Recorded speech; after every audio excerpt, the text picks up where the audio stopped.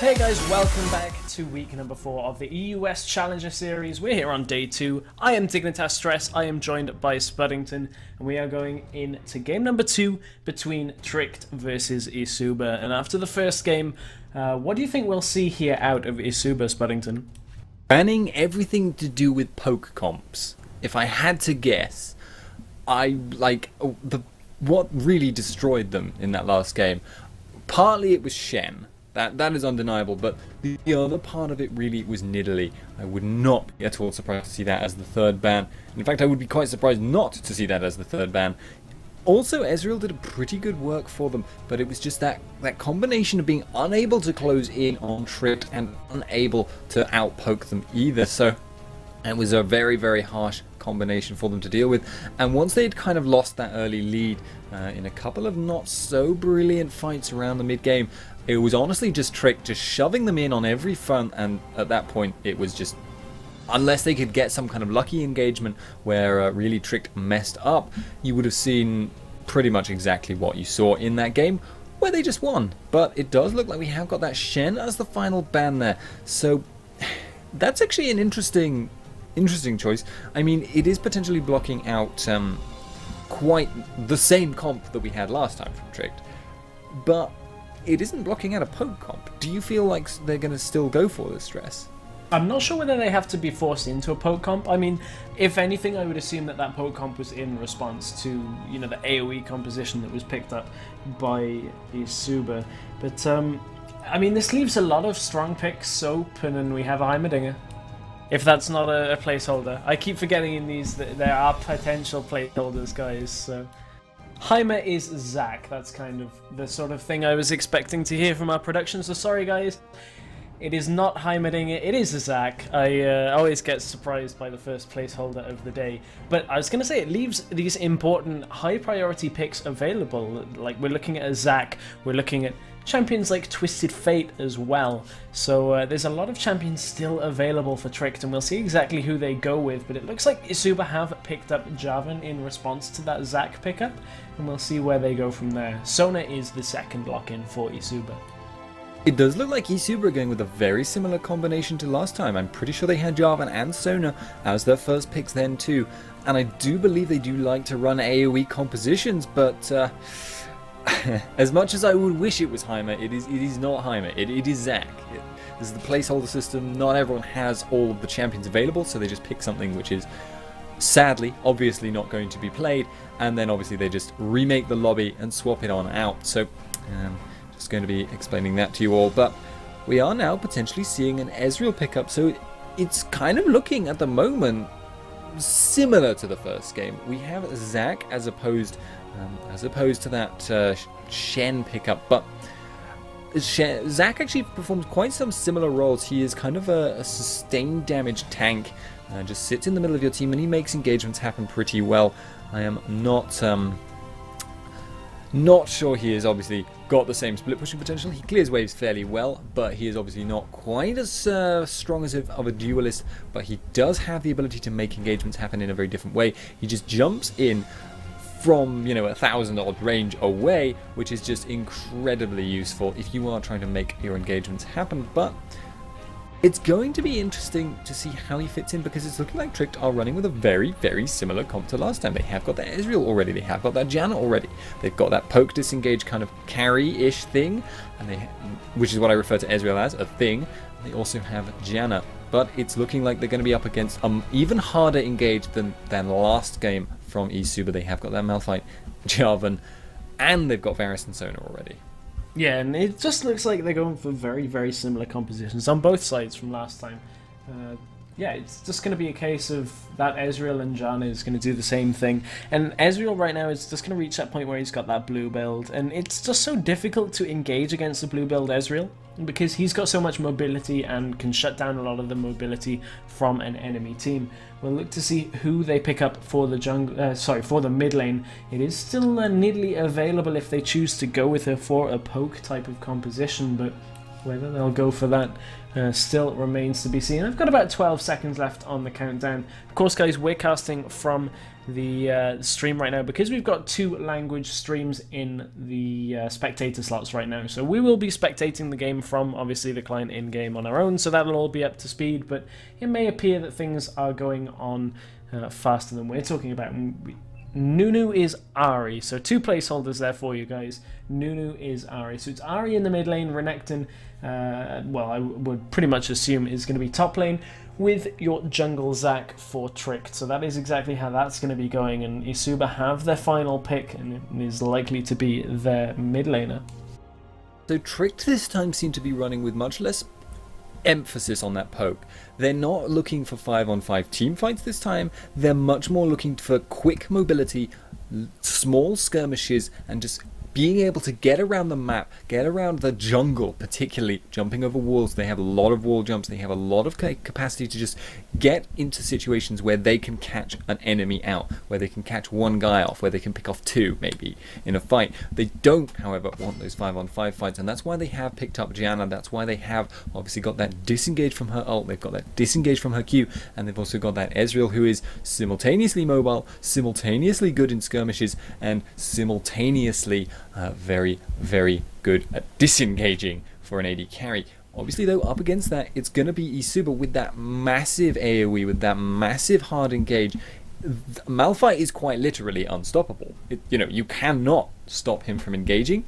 What you can do, though, is you can make it so that Malphite has a hard time actually engaging usefully. You can make it so that Malphite would have to put himself so far out in front of his team that he won't actually be able to get anything done when he does engage.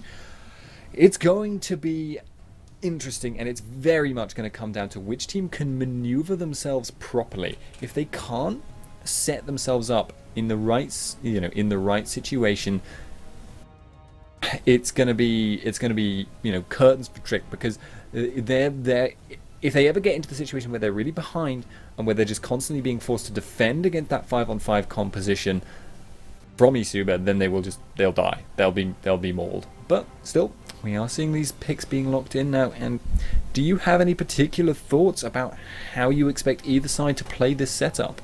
I think it's going to be a very, very similar game to the last one, where we're going to see that as soon as Tricked hit about level 6, Ahri's going to start roaming, likely head up to that top lane and shut them down up there, and then pretty much just end up, I kind of don't want to say snowballing the game from there, but that's going to be their game plan. That's not to say that's exactly how it's going to play out. We'll see exactly how eSuba play this one. I wouldn't be too surprised to see the lane swap coming from eSuba in this game. They're looking for a lot of catches at the front. If they can pick somebody off with that charm from Ahri, if they can land a Mystic shot to get that Iceborne Gauntlet proc on anybody that's out at the front, they're going to be able to take them down very, very quickly and then engage 5v4. So that's kind of what I would assume Tricked's game plan is going to be for this game. eSuba kind of not only have to bounce back in game, but bounce back mentally as well, because they had, what was a significant advantage in the very, very early game in every one of their lanes. And Tricked kind of just didn't get phased by it and came back into it. So eSuba have to get themselves into a mentality where they kind of are just resetting. It's a completely different game. They need to focus on, trying to shut down Tricked as much as possible. And whether they'll be able to do that is what we're going to be looking out for in this game. We are going to head to a very quick break though, guys. We'll be back for game number 2 between Tricked and eSuba here on Kaostv.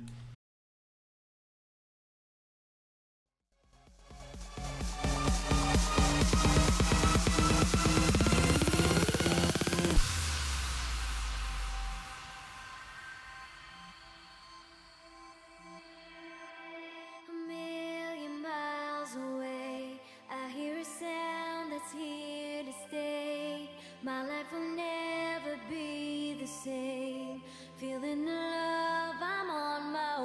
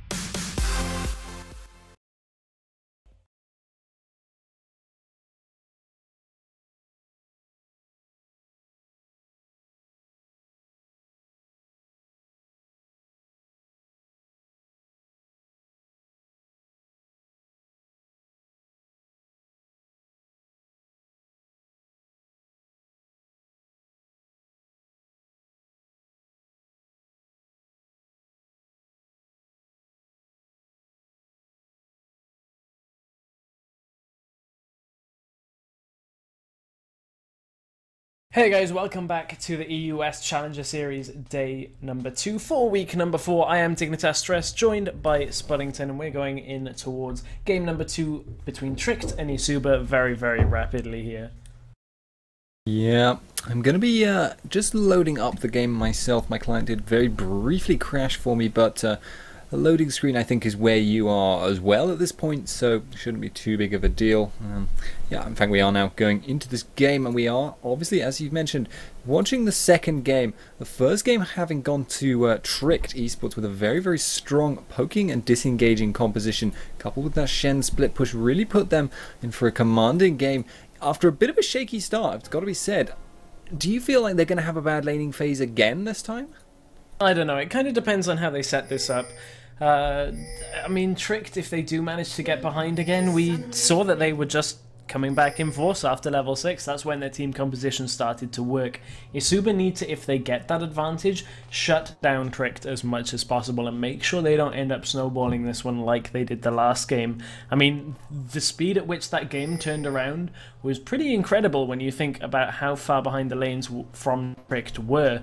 And it looks like they might be wanting to pressure on towards this Wraith area to get that ward down. They do manage to get the ward down, and Jana does have a pink, if I can get my grammar correct. Not sure that she'll use that to clear that ward out, but nevertheless they know that has been warded. It's obviously nice if you can clear out the wards just to be able to keep the enemy from having vision of where your jungler is, where he's starting, but it looks like Trashy is just kind of willing to let them know that he's going to be going from that red buff. Obviously, he could swap it up at the last moment, but I'd be rather surprised if he did so. And I guess that means he's not planning for a super early gank, because if you are going for a super early gank, which is very risky, it can set you behind a lot. If you have the, that vision on you from the enemy team, that can really backfire very, very hard for you. But we are going to be seeing tRICKED running that Ezreal Janna bottom lane again, and this time they will have the golem advantage, and this time they will have, I think, probably a little bit more of a late game orientated AD carry that they are up against in the form of Varus, as compared to Quinn, which they were up against last time, which honestly I don't feel really panned out for them. Quinn never really was able to pick down any damage, just wasn't able to make, well, anything happen for the team. Although in fairness, I think that was largely because they just were unable to ever make an engagement happen. The kite, the poke was just far too good out of tRICKED. So we are now seeing Zach heading towards that blue buff. He is just going to be good to pick that up, and both sides are just going to be, farming for now. So the question is, where are the junglers going to gank first at this point? Well, there's good warding out from eSuba already. They're going to be able to track a lot of the movement through the jungle by Zach in this early game. And one thing I wanted to look at and pretty much discuss just a little bit was this Kha'Zix pickup in the mid lane. If Kha'Zix gets ahead like they did with Orianna, I think more chance of Kha'Zix staying ahead. Of course, Kha'Zix is just going to be able to pick people off in team fights, and Nezreles thinks something's up, kind of has that sixth sense. And Lugi backs off into his jungle, and now there's a ward out for tRICKED. So good defensive play out of Nezreles, knowing roughly where Lugi's going to be. But here he comes through the tri-bush, though Flash actually forced out. Didn't even want to get anywhere near. And Nezreles keeps himself safe for another few minutes. Yeah, and that's actually not quite what he wants. He wants to be really aggressive in this lane. He wants to be pushing Malphite around in that early game, abusing his early game sustain, abusing his early game damage and that stun and the difficulty that Malphite will have against him. Malphite likes to build a lot of armor, so later on he will have a decent build against that Renekton, but right now he doesn't have so much armor, and at the moment he is also just going to be getting shoved around by Renekton's damage, and obviously doesn't really have any means to stop that damage coming out. But we do have Trashy charging the elastic slingshot, just not going to be going for it in that bottom lane. As I say though, he wants to get aggressive, but without that flash, it's obviously much more risky for that Renekton in that top lane, because obviously overcommit and you'll die. Yep, and one other thing to look at is Ahri's been forced to buy that cloth armor to start. That means if she is going to go for Zhonya's Hourglass, it might be beneficial building that Seeker's Arm Guard first out of it, but of course that's to defend against the Kha'Zix. It's going to deal so much damage to Ari if he can manage to catch on to her, but they're farming fairly evenly right now. Neither one has really reached that point where they can output their full amount of damage, and when Ari hits level 6, she's going to start to roam around the map. There's a lot of movement around the map already, but not really all that much pressure applied other than that one gank up at the top. You can see that Tricked Trashy was trying to find something down in that bottom lane, but actually cancelled the charge from the elastic slingshot, as he said. And really, they're just looking for whatever they can. Lugi might be going in towards Jez's here in the mid lane, forces the flash out. There is going to be the ignite ticking down, but it won't be enough to pick up the kill. So an interesting thing actually about Kha'Zix right now is that he is maxing his Q. Typically you'll see, at least I feel you'll see Kha'Zix maxing that W, because obviously that's what you tend to evolve at level 6. You do like to get that extra damage on the spikes, makes your poke really, really strong, and then generally the damage, even from a level 1 Q, although you tend to max a second, is really, really strong. But it does look like he's going for that kind of all-in approach. He's looking to just jump on Ari, and if she jumps away, that's just going to isolate her and mean that that Q is going to hit for an absolute train of damage, which is super, super scary to play against. But we do have Herdin actually now getting quite bullied in top lane. Does look like Renekton is not suffering too much from his lack of an ult. Sorry, not an ult, of a flash. He does, however, have his ult, and he is just... Herdin is at a dangerous level of health where a Renekton full combo might be able to take him out if he has that shield already down. It's going to be interesting though, because Jarvan is hanging around, and that could easily backfire if Renekton goes for it. He is going to jump in, going to down the stun his foot down the Colomig. Does actually dodge the unstoppable force with a flawlessly timed dice there, so that is actually going to be really good for Renekton. Yeah, that works out in favour of Trick. They managed to burn that important ultimate, which allows them to pressure this top tower for a little bit longer. Over in the mid lane, you can see Seeker's Arm Guard was picked up by Ari. Of course, every time she kills a minion, that is going to stack 0.5 armor and ability power.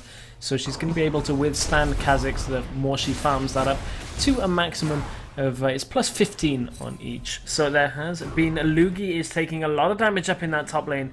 Did actually end up sub 100 health, and there was a lot of movement down towards the bottom lane, but good wards already out of eSuba meant that they tracked them down there and managed to stay safe behind their tower. It's about the time they'd be looking for blue buff, but here comes Jez's, uses that spirit rush over the wall, manages to pick the first blood up, and is going to back off away from the Varus. So they pick up an all-important first kill onto Ari, and that's going to start that Ari snowball off pretty much the way they'd like her to. Yeah, and that's the kind of playstyle that you're going to be seeing from Trick this whole game long, I expect. What they are going to want to do is just constantly be roaming around, constantly trying to maneuver for a better position where they have more men available. They don't want the 5-on-5 group. They don't want the very, very dangerous Malphite Jarvan combo coming in and then following all that up with the Kha'Zix, with the Varus, with the Sona.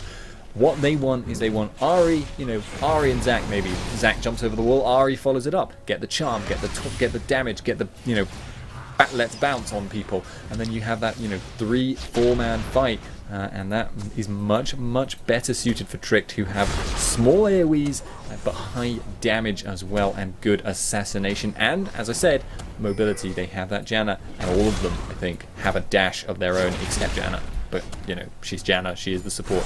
She's just going to be hanging at the back, putting down the shield instead. Yeah, Kha'Zix has managed to pick up the, I say managed, has gone back to pick up the Tear of the Goddess, already on his way to stacking that. So both mid laners picking those stack items means that they're going to build for a stronger mid game right now, and you can see that Kha'Zix is going to end up doing quite a lot of damage. He only has a longsword right now, but as soon as he gets that Tear of the Goddess built in, he'll start doing even more damage. And Ari right now has herself that Fiendish Codex that's going to give her the additional cooldown reduction and the added ability power, as I stumble over my words a little bit. Lugi has come up to this top lane again. He didn't cross through that ward through river because he came through Tribush. There's the unstoppable force down onto Nezreal in with the Damacian standard.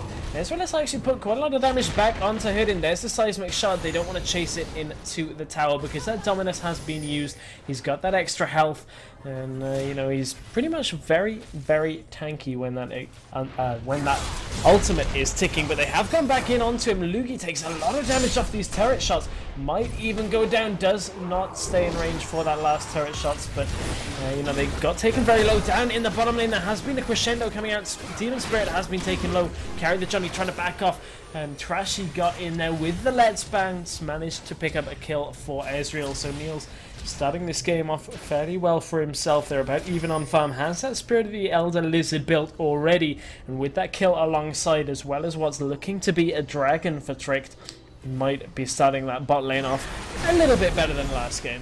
Oh, we have actually got Ari forced to pop her ultimate there. Rickytan put down a lot of damage, and he has actually evolved those claws, which is a very uncommon choice. We haven't got the wing upgrade yet either, so I'm curious to see what he goes for second, but he does have probably the highest burst potential with this setup. If he can get on either Zac or Ari right now, he will take down all of their health. He has popped that ultimate. I was looking for some aggression, but obviously just not able to get it now, so yeah, and it was very nicely played, by the way, back in that top lane. Jarvan, just absolutely perfect judge of the damage that he could take when he went under that tower for, you know, the Renekton kill. Herdin obviously getting the flash auto attack pick up at the end, which was super, super nice. But Jarvan is coming in this bot lane now. Sir Lugi is just hanging around. He has got the flag drag available, but no Cataclysm at the moment. 15 seconds on that though, so he might go for this. Ezreal is low on mana. He is going to be jumping in. Does that actually have enough mana left to do anything else? But the red buff is not enough to lock him down.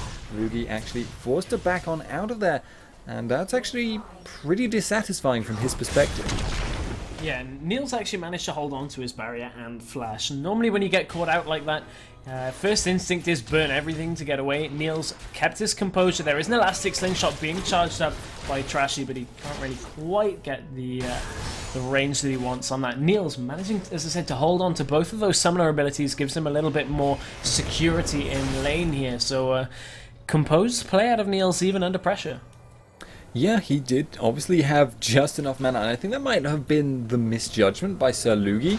He actually probably thought Ezreal was out of mana and would not have that arcane shift available, but it looks like he's just going to be pressuring down the tower with his team. I don't think anyone can really stop it. We have got the jump in there from Tricked. It's just going to force them off temporarily. Ezreal is coming back in. The ult came across the whole creep wave. It's going to be interesting now. Can they push down this tower? Can they get the creeps in? Can they prevent Trashy from starting an engagement? Both junglers waiting in the wings. Zac and Jarvan. Not really sure who is more important in a fight here, but it looks like they're just going to be backing out. Just actually going to quite happily... wow, actually, Rickytan going super low in that mid lane, but they're just going to be backing on out in that bot. Yeah, and Rickytan had the last charge of Foxfire chasing him beyond the tower after his flash went off, and still had the Ignite taking on him as well. Very, very, I don't want to say lucky, but it was pretty lucky that it didn't take him down. And Ari hit a very, very nice timing onto Rickytan there. Rickytan was carrying just about 2,000 gold. We hadn't gone back since picking up that tier and the longsword, and you can see he's now finished the last whisper, and he would have been able to put a lot more damage out now than he would have done in that engage. Ari had just well, now has those double Doran's rings as well, so good engage by Ari. A little bit of a shame for her that she didn't manage to pick up that kill, but it did force Rickytan out of lane, and he's been farming significantly. Gold advantage in that mid lane still in favour of Ari, though, even though she's behind on CS. Yeah, well, they obviously did get that dragon in addition to there being a CS advantage for Rickytan, but it's not going to be too big of a concern for him. He is just going to be continue to farm this up. He's actually going to get aggressive. He's going to put down the Q jump and not really coming out on... Wow, actually the Q did quite a lot of damage in the end. Jess is taking a lot of damage in return, and it actually in bottom lane I completely missed it because I am a complete chump, but There has been a kill on Janna, presumably flag and drag from the lane brush when Janna got a little bit too aggressive with her zoning, and that will have taken her out very, very cleanly indeed. And now Trashy and Jesses are lying in wait for the Kazakhs. He has seen them, though there is a ward. He is actually potentially going to have to run away, but just going to be throwing in some missiles instead. And now it looks like the rest of them are just going to be okay. This bottom tower will fall, though. Yeah, that wasn't just a kill. That was that tower was so very low. They were pushing them out of lane so they could make sure they got that tower with ease. And now I wouldn't be surprised to see Varus and Sona swap up their position. But Sona has caught out Ezreal with that crescendo, managed to get him with the Chains of Corruption as well. Piercing Arrow didn't quite catch on towards, and Niels manages to get away with only 200 health, but both CC ultimates have been used here by eSuba, and they didn't manage to convert the kill, so they would have liked to have picked that one up as well. Meanwhile, at top, we have got Herden getting aggressed upon under his tower now. He has actually got them both up. He is actually going to, in return, get an angry Jarvan locking down Renekton. So it's looking like it's a 1-for-1 overall there. Very, very nicely played. A very, very quick reaction, unstoppable force there, setting up Jarvan to catch Renekton in the end. But Zach is just going to be walking on out. He's got decent health after that. But the question is now, who's really going to have the better mid-game, late-game phase now? Because laning, I think we can say, is pretty officially done. Like, this bottom lane is not going to continue for much longer. It's untenable to stay at that tower forever. So who, in your eyes, Stress, is going to have the best time of it over the next, 5-10 minutes? It really depends on where this bot lane is going to go from eSuba. They've decided to stick around in that bottom lane to try and resist the push that was going to come from Ezreal and Janna. Depending on whether they go up to the mid or the top lane is really how this game is going to end up dictating. But you saw during that gank in the top lane, I think that Sulugi would have been a little bit happy that the one he caught in that was the Renekton with no flash and no slice and dice. So there was no real way of Renekton getting out of that one either. So for the first time in this best of 3, really, they managed to use that Cataclysm to an effect where they got a secure kill. Yeah, so now it's a battle of the Sunfire Capes in top lane. We have got Malphite and Renekton both trying to grind each other down. Neither side really giving an inch there, actually. So going to be interesting to see. But now is time for Dragon Fight. We are going to be continuing to... Just going to have to keep an eye out. You never know when a Malphite versus Renekton is suddenly going to turn bursty, because both of them do actually have surprising amounts of damage if they go for it. And actually now looking quite all in, actually going below half health. Just continuing to trade these auto attacks. The Sunfire Capes on both sides are burning. It looks like Malphite might just back off to regenerate his shield. Renekton might just back off to regenerate his health. And yeah, it's just going to be continuing to, kind of poise around this dragon. Both sides are posturing. Actually, Cataclysm goes in. We have actually got the Chain of Corruption following it up. Neil's putting down the ultimate, but he doesn't even get it off crescendo across the face and just melted into nothing. We are now going to be seeing the rest of the team just rotating towards that dragon, but I do have to query, they might just be overcommitting here. We do have the wings upgrade on Kazakhs, though, so we could go for some aggression over the wall if Jess is visible. They are obviously potentially looking for that dragon. Do pick it up, though. It's just going to be pretty easy for them to get that done. Yep, they managed to pick... Malphite is still fighting. They managed to pick that up, and as you were saying, up in that top lane, the Crocodile is trying to trade against the Rocodile, and it looks like Malphite is forced back to his tower. Nezreal is trying to put as much pressure on as he can, does have himself a small CS lead in this game. Going on towards Herdin again, has him stunned. It was the unstoppable force, the shortest range unstoppable force you're ever going to see. And they are going to pick up that kill as Sir Lugi comes in through the side. So, looks like the Rocodile wins out in this one. Yeah, obviously with a little bit of help from the man in the rather shiny armor. But it's I'm gonna air my slight embarrassment moments. When I first played Malphite, I had his R on Smartcast without realizing and wanted to check the range. Was actually hovering over myself with my mouse at the time.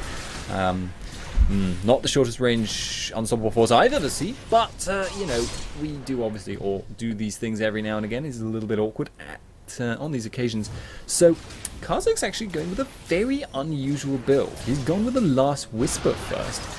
a Last Whisper and a tier. That's it at the moment. I feel like he should, yeah, he's actually holding on to 2,500 gold. What do you think he's going to buy when he eventually goes back? I mean, you can look at a couple of things he might buy. Bloodthirster is potentially one of the ones. I mean, he's obviously going to try and get that flat damage. Might even invest in some boots, who knows, depending on exactly when he goes back to shop. But the thing is, he's not really needing to shop until these points in the game where he's got this mass amount of gold. If you're not that far behind in lane, you don't have in engagements, there's not all that need to go back and spend 1,000 gold when you have it. You can pretty much hold on to it for as long as needs be, and you can see he's gone back, picks up those Mercury Treads and also the Brutalizer as well, so that's going to give him the damage and the mobility around the map. You can see Jezis manages to catch on towards Carry the Johnny, a very nice Spirit Rush charge burn to escape the crescendo, manages to pick himself up, one for Ari and one for Ezreal here, and Tricked might be finding that point in the game where they start to come back. Yeah, in the top lane we actually got Jarvan and Malphite getting very aggressive here. Trashy has been ignited, is quite low, but we've still got the dominance damage coming out from Nesreless. It's going to be going very, very close here. Both sides actually getting very low. We've got the flash out from Jarvan, and we've now got neither side actually going down, but both sides getting very, very low there. And you saw the pressure actually. Trashy and Nesreless were fighting for quite a long time in that top lane. Trashy obviously coming out of that lane brush, but it looks like both sides are going to have to back out because Janna is coming up and so is Rikki-Tan. He has got the flash, has got the jump. He has also got nothing. Actually, Trashy having to flash out in the end. And Janna just going to be backing out because there's an angry Jarvan who actually has mobility boots and the flag and drag. Is going to land that on her, but she's not going to be going down. She's going to be following it up. With a shopping trip, I feel. Both sides, they're getting a little bit too low for their comfort, but actually at bottom now, we've got Carry Johnny putting down the damage on Niels, who is going to go down. Chain of Corruption not duped by that Arcane Shift. Yeah, not sure exactly why he decided to trade that. He did have Barrier available, and of course they had burned the Barrier from Varus in that earlier engagement, but he's picked up the Blade of the Ruin King, has himself a Last Whisper as well, alongside those Berserker's Grief, so he's got a fair amount of damage right now. And Ezreal, not always the best unless you can avoid everything, wasn't quite able to avoid everything in that engagement. And Carry the Johnny comes out ahead, now set at 3-1-0. And you can see there's a lot of action up in the top area of the map. Nesreless is trying to run away as fast as he can, but Lugi is chasing him. He's going to use that Demacian standard into Cataclysm, flash out from the Cataclysm, and once again, Lugi must be thinking, what do I have to do to get a Cataclysm that sticks? Welcome to playing Jarvan, and that's the very frustrating aspect of his character, is that pretty much every character in the game can run Flash fairly viably, and that does nullify his ultimate. Obviously the difference though is the cooldowns. 90 seconds on that Cataclysm, thereabouts, whereas Flash is more like 400 seconds, so that's obviously going to be a much bigger deal. Actually, it's 285 apparently, but regardless, it's a very much longer cooldown. We have actually got Nesrellas being chased down by Herdin here. He is going to have to run for this, but he doesn't get the second slice and dice. He is now possibly going to have to pop Dominus, but maybe not actually going to need to do that. Herdin just does not have the burst damage to take him down, and it looks like that Sunfire Cape is admittedly a slow burn, but it's actually now going under the tower though. So Lugi coming in from the side, and they pick that up very, very nicely indeed. And that's the combination of Jarvan and Malphite for you. Just suddenly knockups. Yep, suddenly unstoppable force pretty much covers it. There's the True Shot Barrage, Arcane Shift, Mystic Shot, and Essence Flux all used from Ezreal there to make sure they pick up the kill. Tornado is going to knock up Sir Lugi, will have the Demacian standard available to get over the wall, so won't be able to catch up for the second kill, although Niels wants to chase on towards it. That's the sort of play that I think eSuba had to make. I was about to comment that eSuba, kind of like in Game 1, had that advantage, and then momentum in the game was starting to slow down. There wasn't really anything for them to pick up. They did manage to get that top tower though, so that is the sort of pickup they would be looking for right now. And how they build on that really is where we're going to go from here. Varus, of course, is a fair amount ahead with that build he's got. He's got that Blade of the Ruin King and Last Whisper. Finds himself about 500 gold in the lead of Ezreal. The elastic sing shot to make sure they can pick up this dragon. There is a lot of members of eSuba coming in though. Niels might have been caught onto here. Trashy is trying to chase as much as possible. True Shot Barrage is going to go through. Let's Bounce has been used. They're going to be able to pick up Trashy. Shutdown goes on towards Ezreal. And that's a dragon and a kill for Tricked.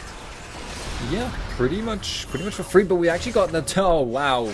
Rikki-Tan not able to quite put enough damage down to bring down Janna, which has thrown him off because he didn't get the jump reset, and now he has an Angry Crocodile, although Carry Me Johnny is coming around too, so they actually now are putting down the damage, are picking up that Renekton, so it's actually ended up being a 1-for-1 on kills. I'm not going to be too upset about that, but it's a real pity from the perspective of Rikki-Tan that he didn't take out eLow because obviously he therefore did not get that Oracle pop, and he did not get that reset on the jump, which could have potentially allowed him to jump even more times, get one of those Kha'Zix trains running where you just destroy everyone and anything who is still alive at the end of a fight. But we do now have Herdin looking very interestingly aggressive here. He is potentially going to get caught out here, but no, obviously he's too much of a tank. He's just going to walk on out. Has got that Sunfire Cape, has got that Negatron Cloak. I'm a little bit curious as to what he's going for there. Yeah, we'll see what he ends up building that into, and I think in the tail end of that engagement, Nezreal was in one of those moments where it's like, guys, I've got their Kha'Zix down to half health, come and help me, and you look and they're all back in your jungle, and you're like, oh, okay, I'm surrounded. So didn't quite manage to take down Rikki-Tan in that one. That was what he was looking for, but did pay for it with his life as well. And he's actually sat at 1-5, which is most of the deaths on his team. Not to say anything in particular about that, but he has seen a lot of focus up in that top lane. So, it's a little bit difficult to keep yourself alive when you've got so much action up in your lane at that point. But nevertheless, he does have himself a CS lead in the lane, but we have moved outside of the laning phase now. There's a lot of pressure being put in the mid lane from eSuba.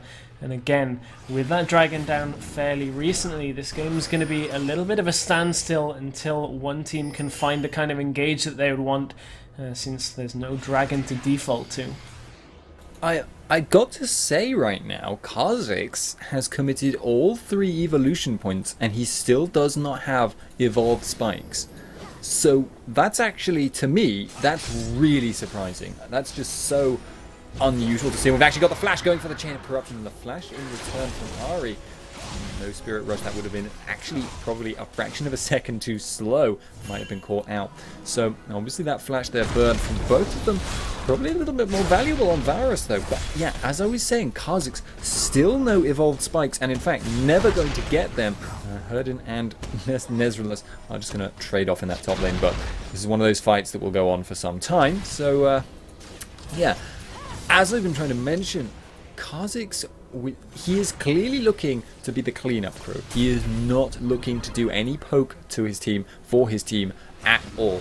They are just looking to engage, fight, and then, hopefully it will be over by that point.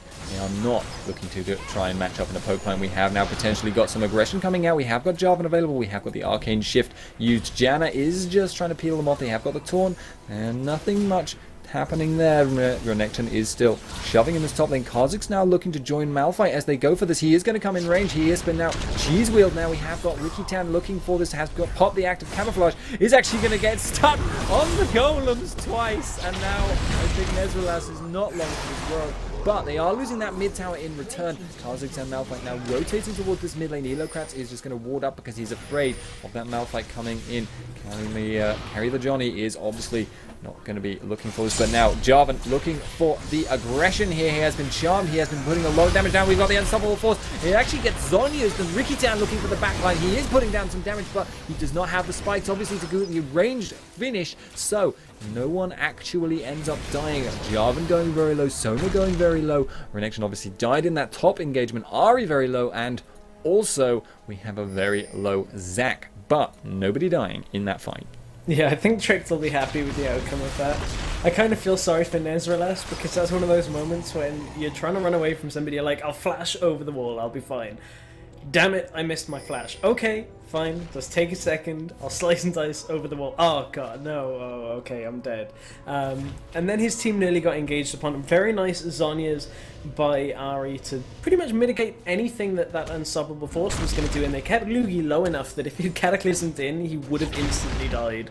So again, wasn't really able to use that ultimate to his full effect, and Lugi must be so annoyed about the amount of cataclysms that have either not gone his way or just hasn't been able to use properly, and kind of feel sorry for him at this point in the game. But that ended up going quite well for Trick. They, as you said, other than losing Nezreles up in that top engagement, they actually managed to take down a fairly important tower in that inner mid tower, so that pretty much opens the map up for them. And Trick now are going to find themselves trying to just de-ward, move around the map, and wait for that dragon to spawn. And even though they're not running the same kind of complete poke comp they were last game, you're still able to see from how that fight went that they have good disengage, and Herdin actually has been charmed, but is actually potentially looking for the re-engage here. Does just take a bit of poke and then backs on out. Jessis also took some poke, and it's a curious question as to whose health is more valuable. Herdin, obviously, it's a lot harder to take that health off, but he needs it to get in when he jumped into the middle of the enemy team with his ultimate. But yeah, from that previous fight you saw both Ahri and Ezreal making it very difficult to engage from Tricked. And actually we now have got Kha'Zix getting aggressive there, putting down the Q. I think it was just a little bit of damage on Ezreal. Not going to be enough to really take him out, and there is a pink ward.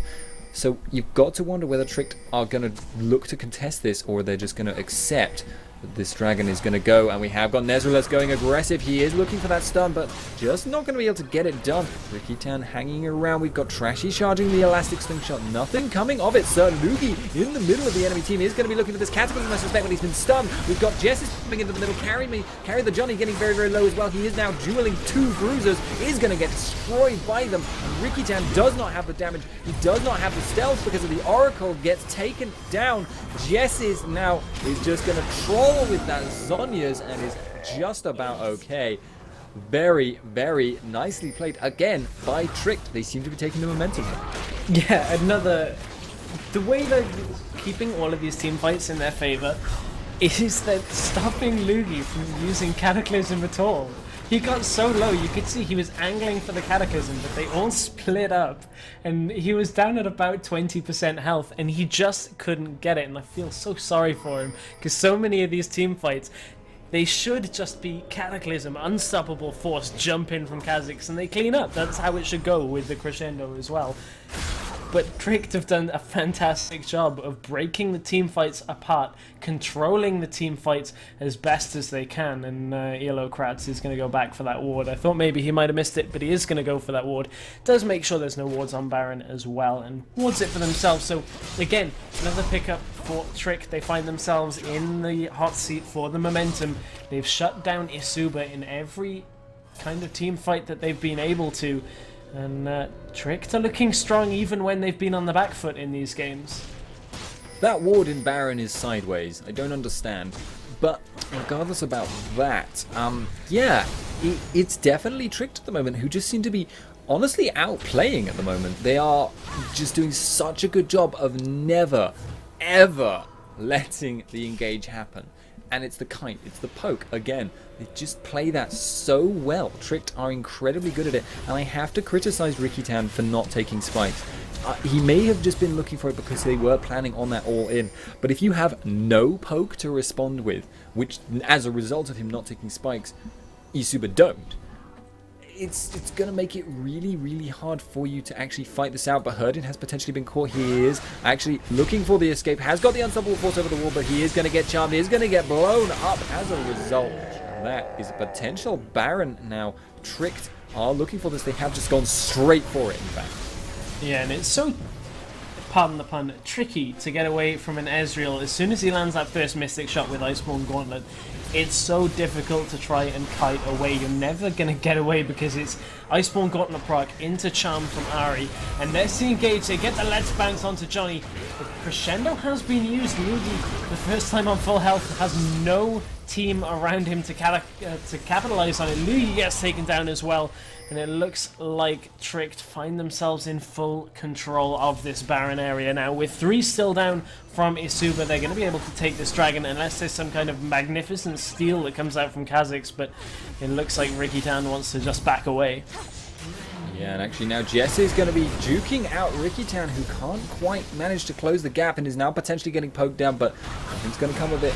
Easy kill there on Sona for Ari, and that's just going to be a nicely pretty much free Baron. Actually, in fact, it was like beyond free. They got 3 kills while taking Baron. So it was a really nice setup there from tRICKED, and potentially going to be seeing Niels getting caught out. There is a pink ward in that brush he was recalling, but he's just going to back on out. Obviously going to be making himself a little bit more safe than he was there. The last thing they need right now, tRICKED, is to lose key members with that Baron buff. At the moment, they are looking to make power plays. They have so much of an advantage right now. They have that Baron buff, obviously, but they also have a nearly 10k gold lead. That's huge. That's a massive item difference between the two teams. And in addition to that Baron buff, that's just going to mean that they might even potentially have the means to fight in a situation where eSuba actually get off the engagement that they want to get off, where they get that AoE in.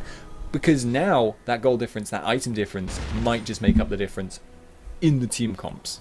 Yeah, and what we've seen throughout this entire game is small CS leads on favour of eSuba. This is in both series now. And we're at a point of the game now where even if they've got these 30 CS leads in lane, it's not important anymore. There's been so much global gold that's been taken by tRICKED. They just have themselves, as you were saying, just the item advantage. I mean, two Randuin's Omens on the side of tRICKED is going to mean that if they get into that range where the Randuin's aura on the active will apply, eSuba are just never going to get away. They've got Iceborne Gauntlet, Ari Charm, the Janna Tornadoes, then the Randuin's Omens. It's going to be so difficult, although they have caught out Nezrealaz here. There is the True Shot Barrage going through the middle, but Jesse's manages to pick up the kill. There's the unstoppable force from Herdin. Niels and Elo Kratz is trying to duel with him over the side. Cataclysm was used, but again, didn't get all that they wanted. Here comes the Let's Bounce out of Trashy, chasing on towards Carry the Johnny, but the only place he has to go is towards the Ezreal, who picks up the kill for the double kill. The only member of eSuba eSuba that's left is Demon Spirit, and I don't think he's going to be able to hold the inhibitor here. Now you can see there's the Elastic Slingshot that's caught on towards, and even Zac doing a considerable amount of damage to the support there. And it looks like we've had the surrender vote coming out from eSuba, and that means that tRICKED are going to take this series 2 games to 1. Sorry, 2 games to 0. My maths is terrible. Yeah, you can't even count naught, so you can't count nothing. But yes, so a really nicely played game there by tRICKED. They just didn't ever let, as I mentioned before, they never ever let eSuba get the proper fight, the fight they wanted. They never let them layer that AoE up, and they, as I said it in Champion Select, the style tRICKED wanted to play was very broken up, with small skirmishes, was forcing objectives around the place. They never got so far behind that eSuba could force 5-on-5s, and their poke was good enough that even if they did get into a situation where it's 5-on-5 at a tower, there wasn't a huge problem for them. And they just, as I say, played it so well. I mean, really, really well. And I've got to give a shout out to Jesse's, because he pulled some really good stuff. I mean, he assassinated Varus in, I think, maybe the last 3 fights. Also took out Kha'Zix in one of those. And his Zhonya's Hourglass usage was just to the 100th of a second perfect. Dodging Malfaults, dodging all CC. So well played. Yeah, and again, I kind of feel sorry for Sir Lugi in both games. Just those Jarvan ults, it wasn't even his fault for the most time. He just couldn't find them. Just could not find the right Jarvan ult for the situation. And unfortunately, sometimes games go that way, and they weren't quite able to capitalize on the team composition that they had. We are going to be back, I think, at around about 2100 Central European Summertime, which is in about 35 minutes from now. I'm going to